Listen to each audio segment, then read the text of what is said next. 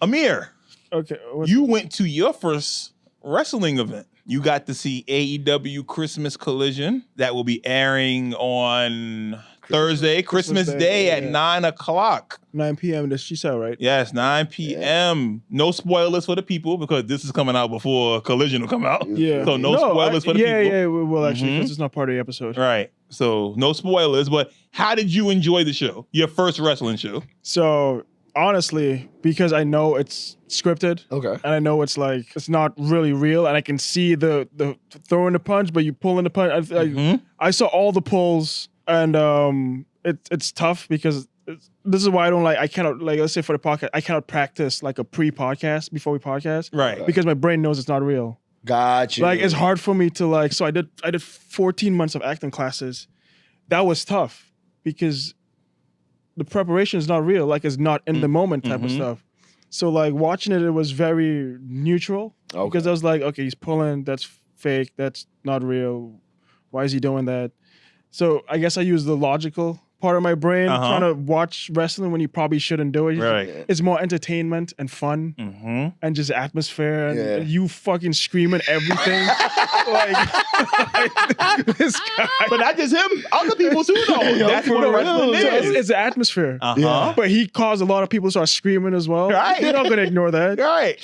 So he's supposed to do. But atmosphere-wise, I'll definitely do it again. Yeah. I might have to do it more often. Okay. Right. Just like you said, there's a story that comes with it. There's moving parts. You got to watch the TV to understand what's going on. Because in the ring, they do tell a story with their wrestling. They do. But if you know what's going on outside, like if you knew why the dude got kicked down the stairs. Yeah. Yo, that shit was funny. Right. Right. Like if you, because he's known for pretty much putting his body on the line. Yes. Like, no, literally in real life on 42nd Street, he got hit by a bus and wrestled the next day. Yeah, for real. And got hit by a city bus and wrestled the next day. Like it was nothing. Yes. And just got back in and was just like there. They ain't know. We talking about Darby Allin people. Yeah. We talking about Darby Allin. They know who Darby is. If you watch AEW. You know AEW, if you know ball, you know Darby Allin, the guy that we're talking about. Is. And all he does is just sacrifice his body for everything. Like literally he came on stage and he lit someone on fire with a blowtorch. Yeah, Darby Allin's crazy. He's climbed Mount Everest in real life. Yo, for real. Didn't he call in? Yeah, he called and he planted the flag, the AEW flag at the top of Mount Everest. And he called he did a promo. Yep. At the top of Mount Everest. He's one of those people. Oh, Red Bull would love him. Red Bull would love him. What? Okay, but that's why they were talking about, are you cleared or not? Because he wasn't medically That's why he cleared. kept. Yeah. That's why he was yelling. What did he break this time? Yeah. Like, what, is he actually cleared? Like, is he really clear again? Like, come on. Yeah. You're clearing this, Doc? Really? It's just another dude second that's before he always ends up. falling. Right. Yo. Always. Like, what's that meme that it goes around? I think it's from Family Guy. Yes. Always falling. Peter, always fucking falling. Always. That's Darby. And then gets back up. That's Darby. In one of the matches against the Young Bucks, he's in the ring on top of a ladder. The dude is laying on the chair. He has a bunch of chairs, like 5, 6 chairs. Oh my goodness. And he gets panes of glass along the chairs, puts the dude on top of it. He does a flip off the top of the ladder that's in the ring. Does a flip off the top of the ladder. The dude moves. He goes straight through the glass. Immediately on his back, you see the blood just start coming on his back. Mind you, he has a tattoo of a spine. On his spine. On his spine. That's his Darby tattoo. don't feel pain. He's different, bro. He's different. That's those authentic white people. Yes. No, he beyond. No, he beyond. Yeah. He's beyond it. That's why it's he's like, different. yo. He's different. He's yo, different. and it's like, when you look at wrestling too, like, you know, to go back to like, this was your first show. With me, I'm the same way. But I feel like what gets me more involved of it, that tells my brain, is because I'm able to understand. There's certain distinguishing factors when it comes to wrestling to understand. All right, you're taking a bump. That's real. Right. You're taking. Not only are you taking a bump, chops hurt like hell. You so heard the chops. I at least know, like, when back in the shit out of people. smacking like they owe you money type shit. You feel me? So that's how I know like that's real. Right. You know, you got to train for that. Yeah. Did you know that there's in the wrestling business, this is a basic intro class. Yes. Chop 101. 15 chops. Seriously. For real. Seriously. That's chop class. You got to, because if not, you got to know how to be able to take them first. Oh, yeah. So like in Japan, 30 shot. Bow. Yeah. You better not fall. You fall, we start over. Oh, yeah. You got to take every single shot. You better take it. So let's say they tell you to go like a whole, they have people line up or whatever, right? You got to take 15 each person. You fall down, we're doing it again. What? And that's this thing with the punches. Yeah. With Ric Flair. Ric Flair will tell you, I got so good at throwing punches that he would put a string on the door. And you know, if anybody walked by a piece of string, it's going to move. Yep. Yeah. He would throw punches and the string wouldn't move. So that's the point. You got to work on making it look like, oh man, he actually hit this person, but I'm not hurting my opponent. But Exactly. it's so fast you're pulling it. Right. It's like the... But that's why when you seen some of the chops and like you may not hear it, they'll be hitting their leg. Yeah. So they won't hit them that hard and they'll do it at the same time. It'll go bow and they're hitting their leg, but they're not actually hitting them hard. Like you'll mostly hear the leg, like they'll smack their legs mostly for like when they're doing like a mid kick, a sub, like a kick or a super kick. Like you ever notice it? That's not really how they sound like kicking their head. Exactly. But like they'll just, or like when they go for like a knee, they'll hit it coming in. Your leg and you wouldn't even know because it mimics the impact and that would happen. sometimes they'll go with the motion. So let's say like, you know how like Takeshita, Kenny Omega, they're both known for going with their knees, with their flying knees. So when they're going in, the minute that they go up, off the come up, that's how the knee, because their hand, when they're running, just catches it off the come up. So you're hitting it, you're basically in motion. So us as the spectator, you're not going to be able to see that he hit his leg. You're going to hear that thud. You're like, what the hell? But then you could know, he probably hit his leg because, you feel me, Because obviously, if you put a knee to the face, that's going to break the nose. That's going to mess somebody up. Like even a clothesline. People don't realize like a clothesline can give you heavy whiplash. That's heavy that can give you whiplash. A concussion so quick. That's happened in a match before. Because your body's going this way and your head goes this way. Yeah, so automatic. And these dudes are strong. Yeah, and that's why they I noticed that. Tuck your chin. Half of them look like superheroes. Yes, you see Kevin Knight. And he fly like one too. Fly like one too. These guys move like superheroes. And the luchador guy? Mascara Dorada. Yes, sir. Mascara. Yes. And like, I realized he's 24. He's 24. You know the referees watching the entire thing. I realized AEW is just live anime. Yo, in essence, yeah. That's good. I like that. That's a good analogy. I like that. Yeah, I like that. That's a perfect analogy. Because if all the blows were actually like the contact was actually hidden, I mean the announcers, the animation of everyone, the movement, the antics, like everything that encompass, like the referee when he's throwing the one, it's so anime like. Yeah.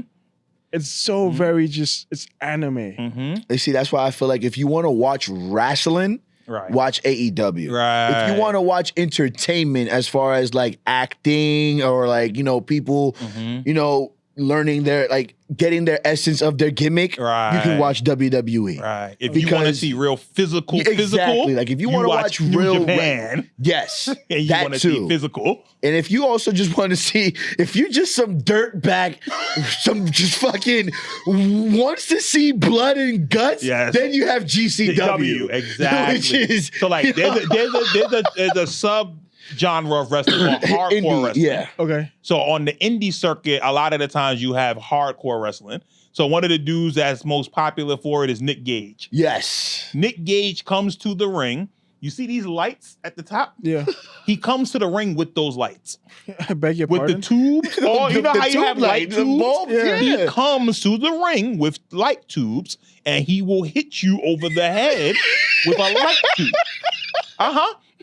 No. One time he was on AEW fighting Chris Jericho. Oh my God. So the sponsor for the commercial was Domino's. Unbeknownst to the wrestlers, Chris Jericho takes out a pizza cutter and rolls it on top of his head during the Domino sponsorship picture. That was the last Domino sponsorship ever. But he legitimately used the pizza cutter and to throw some color. Just because he could. Like John Moxley, who you seen? Yeah, he's always throwing fucking color. He has a fork. Yeah. And he will stab you with a fork until you bleed. Now, that don't sound like much, but imagine continuously getting stabbed with a fork in the same spot. He'll put it in your freaking nail bed. It's not a plastic fork. It's metal fork. A metal fork. And see, in AEW, they allow more color, more bleeding and stuff like that. In WWE, is it why he kept yelling his elbow was bleeding? Right. Yo, for real. Right. That's why I'm like, yo. Because Moxley bleeds all the time. Any little thing. Yes. Any little thing. You can tap him in the jaw. He's bleeding he's going to blade himself and start bleeding. Start bleeding. Yeah. So then anime. This is my point. It's anime. Because then that's the other thing. How do you start bleeding? How? Because when did you manage to get the blood? So some dudes get cut the hard way. You get actually busted open. Yeah. A lot of the times, a lot of dudes blade. Yeah. So you see how they have their wrists and stuff taped up? Yeah. They'll keep a blade inside. So say when they get thrown out the ring or they fall on the floor, they can get said blade, give yourself a little cut, and oh no, the punch, I hit the thing, I'm bleeding now. Yep. So it's different ways to do it. Sometimes it go bad, like with Eddie Guerrero. Ooh. He hit a vein by his hairline. Oh, yeah. And remember against JBL, just pouring blood. He was pouring blood. I feel like him. Who else is another one that was like was horrible with getting color? Oh, Chris Benoit. Sorry, I'm not gonna try to look. Hey, that told the sum. Yo, bro. To some degree, I ain't gonna lie. CTE did it, man. Yeah. Some degree. All the degrees, man. Yes. Because what's crazy is I was watching a match that he was doing. Like, all right, listen, I understand. Like, everybody, however you feel about him or whatever. All right, yes. Like Heyman said, yes, he's an asshole as a person. But if we're talking wrestling aspect, you know what? In ring, you got to give it to him. He's a technician. He's a man of many holds and everything. Undersized, the stuff that he You feel me? Exactly. But when you see starting off, when he faced Chris Jericho, Lionheart, and when he had blue, bro, when you see the lineup of when CTE was getting lined up onto him, everything was straight headshot. Remember, his finisher was a flying headbutt. His finisher was a flying headbutt. There's no way. He would hit the finisher and start seizing up. Remember, he would start shaking, actually shaking. Remember when he did the suicide dive outside? Yes. He was just like... And he hits the ground and actually starts seizing up from his concussion. Bro, his eye was his eyes literally roll back. Yo. Because he's having a concussion in front of us. Yo, for real. But for our amusement, we're sickos enough to watch that. That's wrestling. Back then, them chair shots was real. Like the straight for the head. WWF. Straight to the head. Straight to the head. Dude, remember? I can't remember. I think it was Money in the Bank. He was bleeding. He had stitches. Yes. And he reopened them up. Because he did a flying headbutt to Kane. It's like, why is a flying headbutt? Why is that the move? No more flying headbutts, please. You have CTE. But a lot of it, bro. But when you see a lot of matches too, I felt like a lot of times people was forcefully going for his head. But that's what he wanted. Like Mick Foley. Mick Foley. Oh my goodness. Is like Mankind is like the hardcore outside after Terry Funk. Mankind? Yes. Yeah. Okay. You've heard of Cactus Jack. I thought of is it Jack? Cactus Jack. Cactus Jack. Yes. Wait, is it WWE or is it WWE? He's done everything. He's done everywhere. Because for some reason you said that and I was thinking of what's his name? Jack or Perry? Jake? Oh, Jumbo Jack. Jack. That's Jumbo Jack for a reason. I was like, what? No. He's another sicko. Yeah, he is. When it comes to... He the one that got lit on fire. Yeah. He got lit on fire. I don't understand. He went through real really set him on fire. They bug. It's so much stuff that goes into wrestling. Yo, for real, man. And you will enjoy it. If you watch it, just keep following it. Just follow for a pay-per-view cycle. And I guess send me the links. Yes, I got you. I got you. Yeah, send me the links. Because I can show you old matches. Like, you ain't see Will Ospreay yet. You haven't seen Swerve. There's so many people. Like, you ain't see the OG the main Kenny Omega guys, match. Oh my goodness. You would lose your mind if you see a Kenny Omega or a Bryan Danielson match. Yeah. And there's so many different kinds of wrestling. There's technical wrestling. There's lucha wrestling. There's strong style. It's so many different brawler, types of straight, wrestling. like, you know, bare knuckle, you know, like using that type of wrestling. And I feel like that's where indie wrestling, when you learn to love indie. Yeah. Because then when you go back to it, the heart of it. Right. ECW days. Right. Just getting the call up. WCW. And just wrestling and having a good time. Just like really having a good time. Traveling, understanding that, like the Ravens of the crowd, the Stings. Right. You know, you have your Eddie Guerreros. You have your NWOs, your DX. You can have anything of it, but once you understand your story and everything, you know, wrestling. Yes, we get it. It's scripted, but it is real, putting your body on the line, you know, and them bumps them guys take, like even just learning how to take a bump. Yeah. That in and of itself is hard as hell. Remembering to always tuck your chin and stuff like that. Or you will break your neck if you don't tuck your chin on certain moves. You will break your neck. Oh, brother, you got me there, brother. Or else, if you don't tuck your chin, for those that don't know, you're gonna end up, oh brother, you got me. Yep. Fucking Hogan, man. That's always. Serious. Oh my goodness. That's serious. You working with Undertaker. He was literally just took a driver and boom. Yep. I was just like, you have to you got me, brother. Seriously. It was a clean shot. So a lot of the stuff you see, because it's scripted, these dudes are taking care of their opponent. Yeah.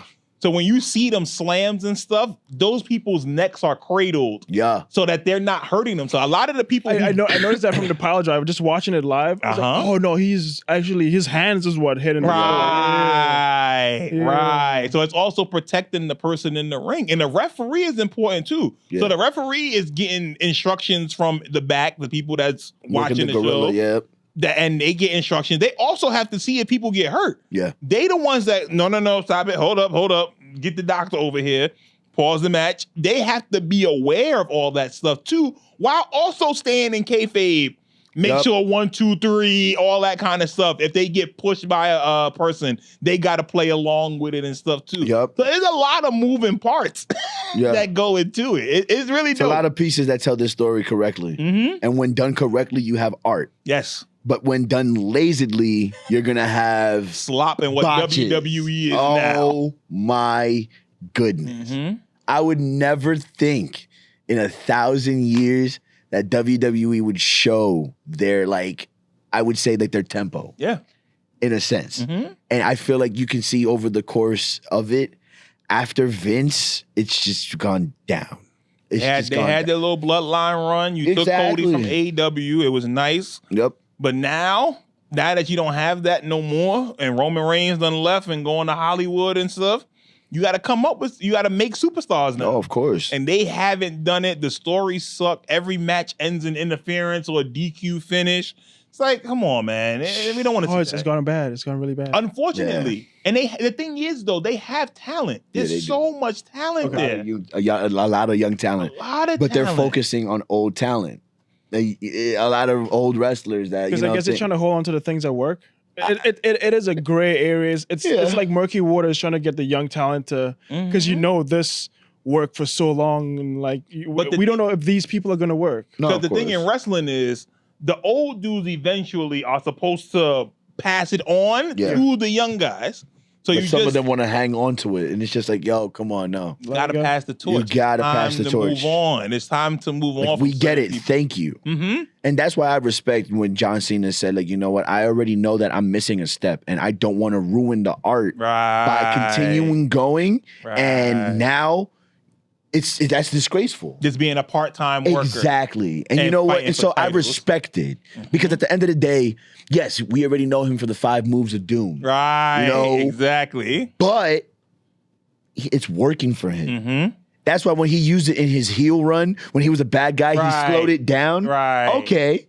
Because when you're fast-pacing it, when we're getting, face John Cena, and he's doing that whole, the fast pacing it. Right. That's when we see it, and it's that's what we redundant. like as the crowd, as babyface. Exactly. That's what we want to see as the babyface. So that's why I feel like where the aspect of like how to utilize your gimmick, right? It plays into part where the art can be made. Because if you honestly gonna just sit there and really take it in and heed into your character, for instance, his 5 moves of doom, I love them now. Understanding that within the slow space, what it's leading up to. Oh, give me that! I'll take that any type of day. I could watch it. Psychology. Exactly. It's a lot of psychology. It's a lot of psychology. It's a lot of it. So like the person you seen, Pac. Yeah. When Pac is a face, he does more high flying moves. He's more off the ropes. Like he can jump off the top, hit that Falcon Arrow like it's nothing. But as a heel, I know the crowd wants to see that. I'm not doing it. Yeah. So I know how to work it by being on the ground. And I can still put in 5-star matches and give you a great match. You feel me? Like nothing off of just being on the ground. And my move is a high-flying move. That's the only high-flying that you'll see. Yeah, we definitely need to work this into the podcast. as like a standalone. It could go out on like a Saturday or something. This is actually fascinating. I didn't know it was so. It actually gets that deep. Yeah, man. For instance, recently I went to a 4th Rope event. Shout out Westside Gun. Literally doing his thing, and not for nothing, leaving that show. Yeah, it was in Six Flags. Yeah, it was like a small thing. They still showed. Mind you, the original card was changed, right? Because Six Flags themselves, they closed the park because I guess like the night before, they ended earlier. Exactly. Not only that they ended earlier, but I think it was like for weather reasons. Got you. Yeah, they got to be safe. Yeah. On late notice, Westside and Smoke Dizza, they literally changed the card. Had last minute like wrestlers come in. Right. Yo. Still put on a show. Still a great show. The Hardys were supposed to be there. The Good Brothers were supposed to be there, but they couldn't do it for the makeup show. Right. So, okay, cool. Last minute wrestlers came in and put in a high caliber show that you would think that it was that was part of it. Right. And so literally, and like I said, they showed that they're a contender, that they can contend. And if you've seen that show, if the video when it goes out and everything, shout out your boy was over there, for 4th Rope, not gonna lie, it was fire, but you can actually see the aspect of it. Right. 4th Rope, I'm telling you, I wouldn't be surprised if they end up coming up into a contendership got a chance to within. compete. Exactly. Yeah. They'll definitely compete. I think if Westside is smart, you align yourself with AEW, CMLL, New Japan. Yep. Use those wrestlers because that's who you use. Those are the wrestlers you use in anyway. Pretty much. Use those wrestlers under that umbrella. Especially after what WWE did to him, taking him out of the front row, kicking him out the stadium, and stuff like that.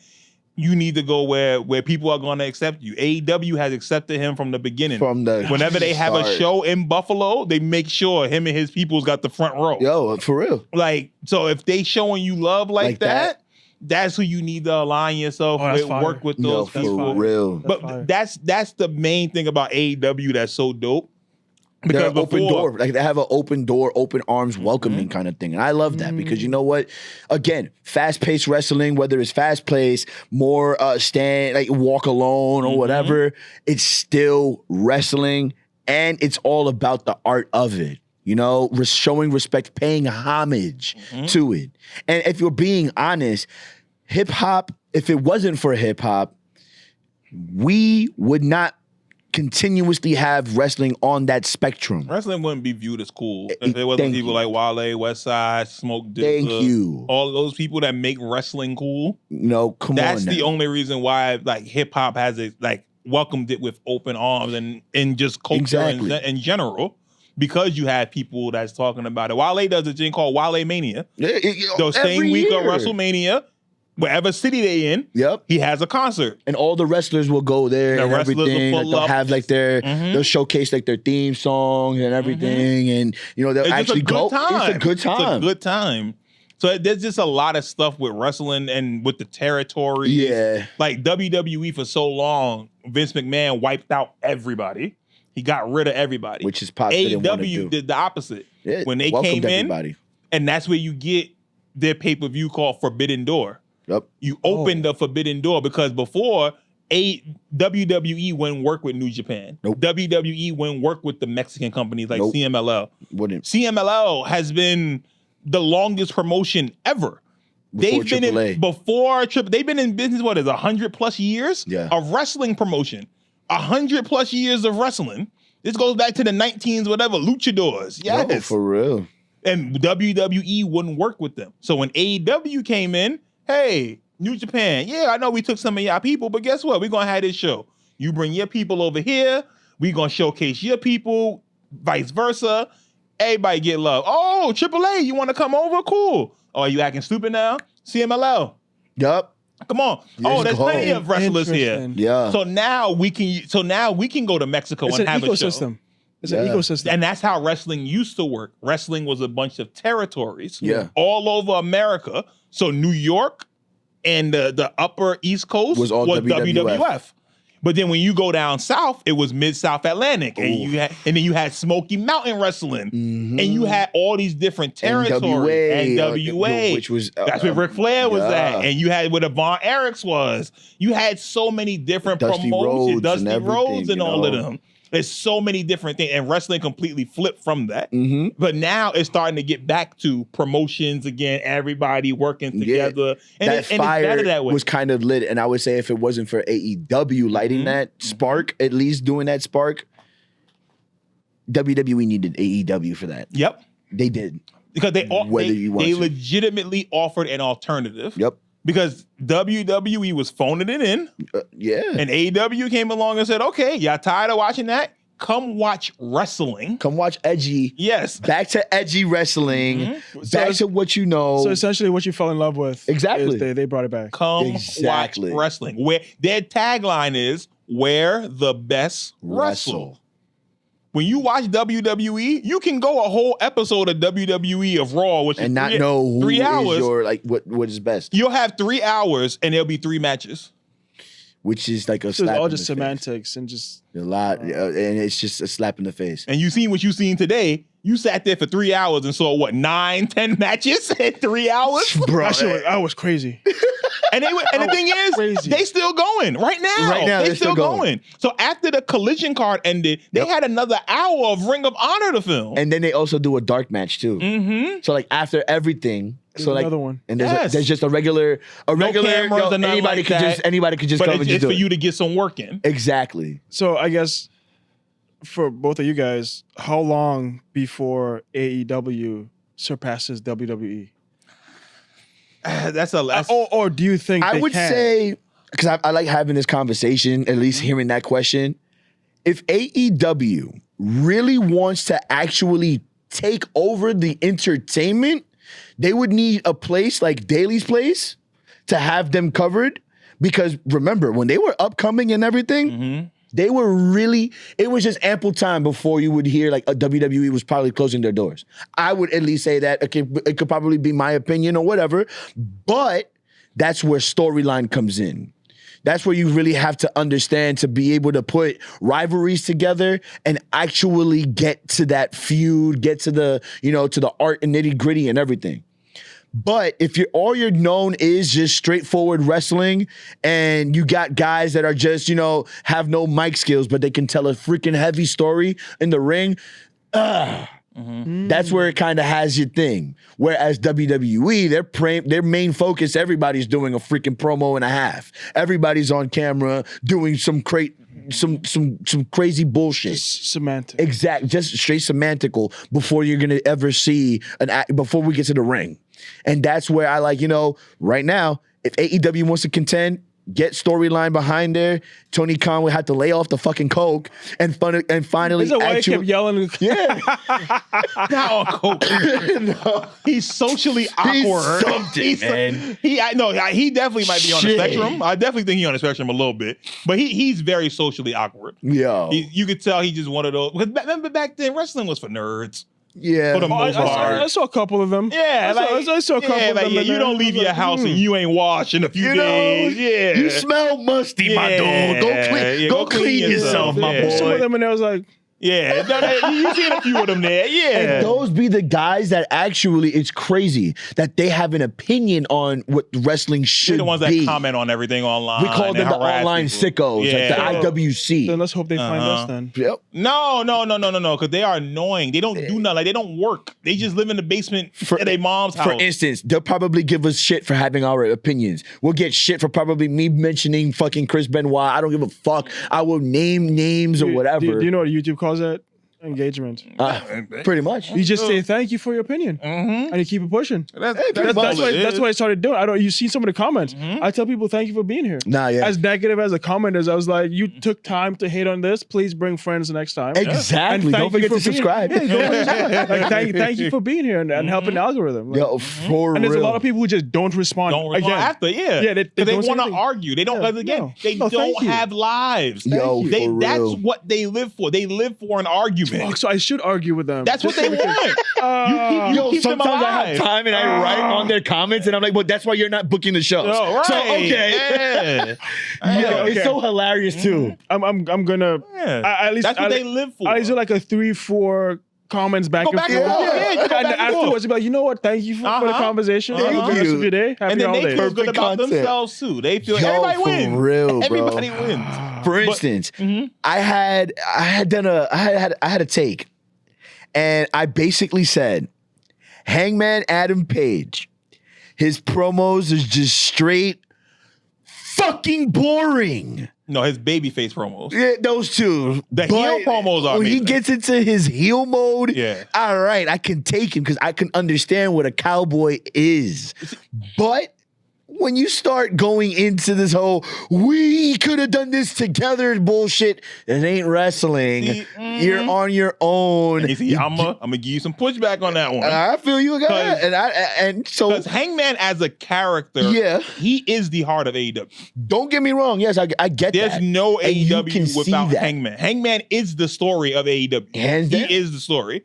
So how things fluctuate with him, the thing of Hangman is supposed to be, he's a millennial cowboy for the most part. Exactly. That's the tagline of him. He's a millennial cowboy. So as a millennial cowboy, he's in touch with his feelings. He understands things, but he's also an alcoholic. Pretty much. He's also an alcoholic. Cowboy shit. That's what cowboys are. Cowboy shit.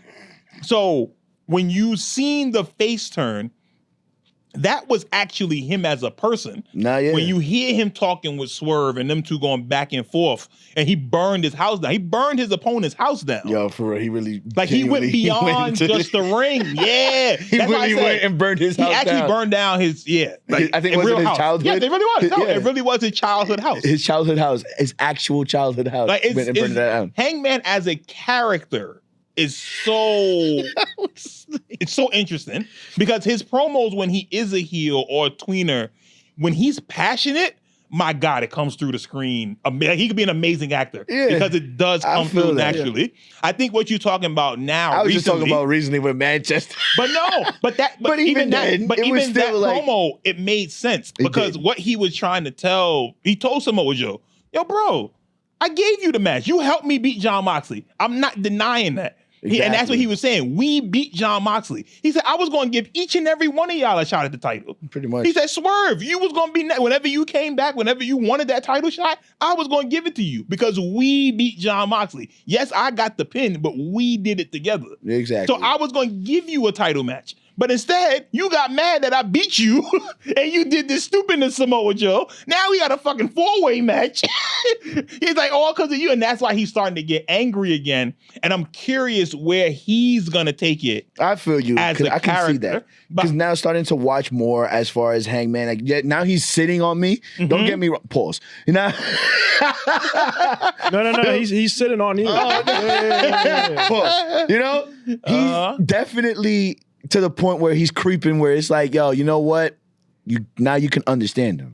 And it's part of his algorithm as you will. Right. But like when, I guess like when you watch, when you started off and everything, because it's just like, what the fuck it was about 3-4 weeks in a row of the same promo. Yeah. And when it's the same promo, it's like, all right, bro, you done said this already. Yeah. If you don't got nothing to talk about, then let's just get in the damn ring and let's fight like we supposed to. No, it's a fact. If you're not gonna fight, then we can just go about our business. However, and I would also state this as well.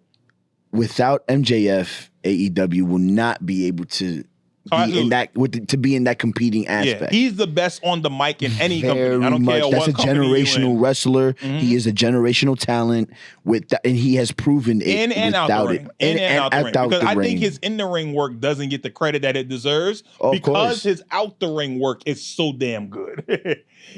That's why I don't get the credit it deserves. When you can go 60 minutes, have Iron Man matches, when you wrestle for 60 minutes. I don't care who you are. To wrestle for 60 minutes, but to do it against top competition, to be the world champion for over 400 plus days. He told you to your face that he was going to do it, though. Yeah, the triple B, baby. The triple B. The triple Shut B. your fucking mouth, you piece of shit. It's one of those, it depends. Amir, to answer your question, like AEW does have a chance to go forward, but they're so young in their promotion. It's only 6 years in. Yeah. You're dealing with a conglomerate that's been around for 50 plus years. So you dealing with a company that has a chance to build up brand equity with fans. Yeah. You go through the ups and downs. A lot of the times when you build up a fan base, no matter what the sport is, soccer, wrestling, whatever, unless you get the kids and you grow up with you don't really have that connection with it. So that's why no one messes with the Nets. Because the Knicks have been here forever. Yeah. It's going to take kids of this generation to be born in Brooklyn to be a Brooklyn Nets fan. Exactly. You get what I'm saying? Yeah, I get you. So with AEW, they're still in their infancy. We haven't gotten to a decade yet. We only 5 years, 6 years in. And they're already competing with so the fact that they're competing, we've had company try this before, and they've all fallen flat on their face. So the fact that they even still around is a good thing. WWE is backed by TKO. TKO owns UFC and WWE.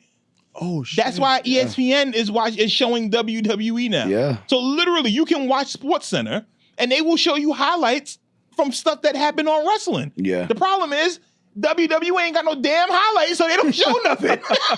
Exactly. Because if they had real highlights, they would show something. Yo, for real. And they're getting pissed. Yes. ESPN is getting pissed. Because they put a lot of money behind it. WrestlePalooza came down. It was stupid. Fucking Survivor Series is tainted. So they need to end Survivor Series. At this point. End it. Take a break I'm between done with that war games. I'm done with war games. We don't need no more war games. We don't need no more Money in the Bank. It's over. Take a break. Let people miss it and then come back to it. Let people miss it for a little I miss when Money in the Bank was only a strictly WrestleMania exclusive. Like, you know, you can give the spectator, the consumer, an actual break of it. Mm-hmm. But having to go year in, year out, seeing the same people compete for it. The Royal Rumble is the only event that's like a themed that should be every year. Because that makes sense. Right. You win the Rumble, you choose your champion, who you want to face. There you go. That's your opportunity. And this year, I hope they don't do it so early. My God. We're going to be finding out the winner in January, dude, but Mania not happening until April. God knows how long. We're gonna get a WrestleMania in Saudi. And that's what they're trying 2027. Exactly. And 2027. WrestleMania is gonna be in Saudi Arabia. Exactly. And my thing about it is it's like, again, I'm nothing against it, or, you know, about its own, but it's just like, dude, like, go show actual states that, you know, really rep you. Dude, you shortened your stadiums just so that way you could be able to compete with sellouts. But even then, dude, I had went to SmackDown, and it's crazy. Sold out arena, Barclays, but they had tarps on chairs. Yeah, always. There's not actually a sellout. Exactly. It's not actually a sellout. So it's just there to market that you are sold out. But it's like, yo, bro, but it's okay. Because it's literally okay. Technically, you can have a sellout if you take away certain sections. Because a lot of the times that happens anyway. You'll get 2 or 3 sections taken out because you can't visually see from those sections. So because you can't see nothing, I wouldn't sell you tickets to something you can't see. Which is true. And I definitely understand that. But like you were saying, it's like a hit and miss to that. For them is because we're not selling tickets. Yeah, that's what I'm saying. We're gonna get rid of this section because we didn't sell enough tickets. Yep. But when we come on TV, because we got rid of this section, we can still call it a sellout. Yep. Because technically, the sections we offered have sold out. Yeah. So it's a semantics game. Okay. Very much. So like technically today, was a sellout. What we went to a real sellout. Yeah, there was no seats. No seats there. Everybody, wall to wall. People were standing up. Yeah, there's people in the back. Exactly. That's a real sellout. There's nothing tarped off. Nothing like that. You can't tarp the Hammerstein. Not possible. Let WWE go to the Hammerstein. I wonder how that would look. Not enough money. Not enough money there. You can't pay. They would have to charge thousands of dollars for them to make their nut. Oh, very much. For them to make their nut. I could only see NXT. If anything, that would be like a WWE thing to do. Which they wouldn't make enough money. Exactly. When did NXT start?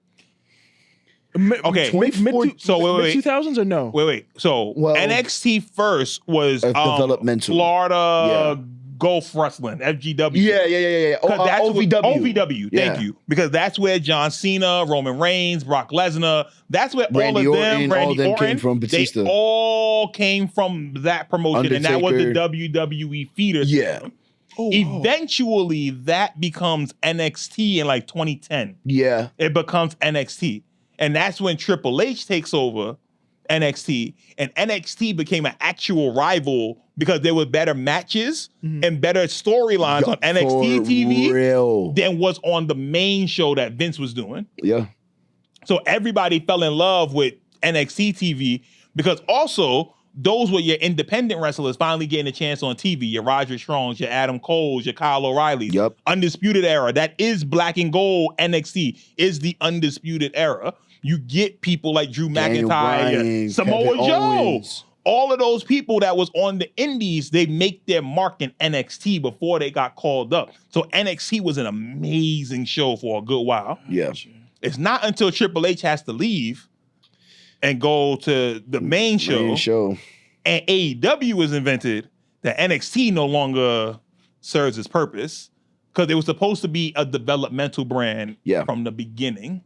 Like a farm system, if you will, where you go to that way you could be able to go up to the main roster. So and you're already under contract. Exactly. You're already under contract because all wrestlers are independent contractors. Yeah. So it depends on the deal you sign. You can be here for a year. Okay, I'm out. I'm gonna go over here. It depends. But excuse me, a lot of the people now, if you're good enough, you're gonna sign a 5-year deal. 5-year deal. You're gonna stay at this one promotion. And then after the 5 years is up, it's like a 90-day or a year non-compete clause. So you can't do nothing unless you re-sign with us. If you go to somewhere else, these next 90 to 180 days, you can't do shit. Oh, wow. And if you are up there, you will be in violation of your contract and you will owe us money. Yep. If we see you on TV. Unless you're Andrade and you don't give a shit. Right. Well, he had a loophole in his. Which is crazy. He had a loophole in his contract where they never specified how much time was supposed to be on it.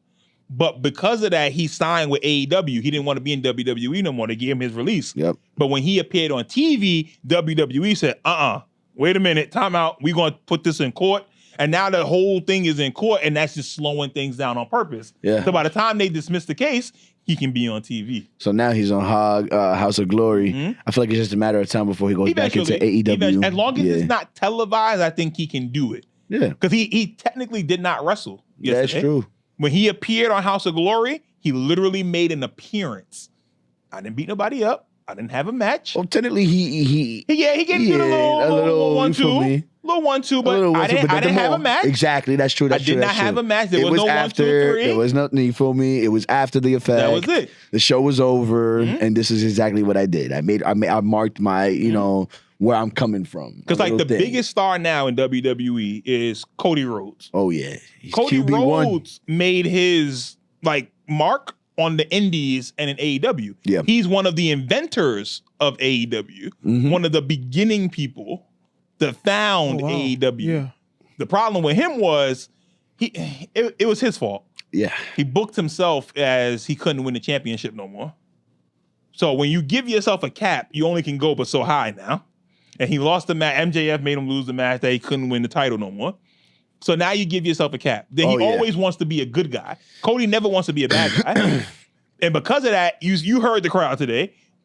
If they not feeling it, they gonna tell you. So Cody literally, he wears a little weight belt. He throws it into the crowd. The kids get it. It's nice. And AEW, it got to the point where the belt was coming back to him. because they were so tired of him. Oh, wow. So he went to WWE.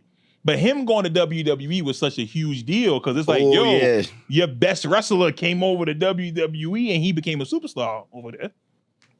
Rightfully so. But AEW was like, all right, we cool. We got plenty of other people that we can build with. Yeah. And that's what you see now. I wish you could have seen Kenny Omega. Yeah, I feel like if you would have seen Kenny Omega, you definitely would have seen. Kenny Omega is so. I'll make a group chat and you guys just send me stuff. Gotcha. I'll take a look. Because that's one of those, if you ever get to see Kenny Omega perform, you got to see Okada versus Kenny, Takeshita versus Kenny Omega. And 3. I mean, no. The 3-way with Ricochet and Dynasty. And the thing is, people forget. Those matches he was having, he had a disease called diverticulitis. Ooh. So diverticulitis eats at your intestines. Ooh. So he has 3 feet of intestine missing now. And he still wrestles. But he was wrestling that whole time with that disease and a hernia. Had 6 belts at one point. And he was doing that kind of wrestling, elite level wrestling with diverticulitis. Literally coughing up blood and stuff like that. That's crazy. Okay, so to close this up, I guess what is something you guys would tell someone who's never seen AEW before? Like, what's a piece of advice you give them, or what's like a note you would say based on your experience so far? Maybe they've seen wrestling, WWE. Yeah. Maybe they're being hesitant, or maybe they stopped watching a long time ago when all the good ones left. Mm-hmm. For me, I would say watch the product fully first. And then give your actual input. Mm-hmm. If you don't understand ball, if you don't understand wrestling or anything, watch the story, like watch the semantics behind the actual wrestling. Mm-hmm. Watch how they're moving their bodies. Each of it, you can tell no matter what, who's the bad guy and who's the good guy. Mm-hmm. And before you do that, yes, we always want the good guy to win, the one that you're going for. Mm-hmm. But sometimes the assholes gotta get it. The assholes gotta get it. It's for the story. Mm-hmm. It's for the story. You feel me? The good guys is always, we always want the good guys to win, but the bad guys always has to come up on top. Yep. You feel me? Always. Okay. Mike? If you haven't seen AEW before, I would say just keep an open mind. During the course of your 2-hour weekly television show that you watch, or if you do watch a pay-per-view, you're going to see a bunch of different styles of wrestling that you probably won't see when you watch WWE. So see if you find a style that actually works for you, that fits you.